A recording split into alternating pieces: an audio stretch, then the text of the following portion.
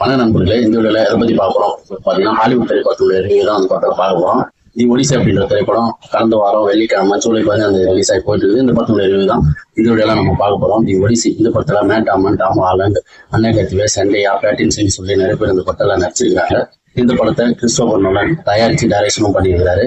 இந்த படத்துடைய ஒன்லைன் என்ன அப்படின்னு சொல்லி பார்த்தீங்கன்னா, தி ஒடிசி அப்படின்றது கிரேக்கர்களுடைய புனித இலக்கியம் அப்படின்னு சொல்லலாம். இது பழங்கால இலக்கியம், ரொம்ப பிரசித்தி பெற்ற இலக்கியம், எல்லாருக்குமே பிடிச்ச ஒரு இலக்கியம். ரெண்டு இலக்கியம் அந்த காலத்துல கிரேக்கர்களுடைய மிகப்பெரிய இலக்கியமாகவும் வரலாறாகவும் இருக்கு. ஒன்று வந்து இலியட், இன்னொன்று வந்து இந்த தி ஒடிசி அப்படின்றது. ரோமர் எழுதிய அந்த ஒடிசி வந்து 20 புக்குகளா வந்திருக்கு.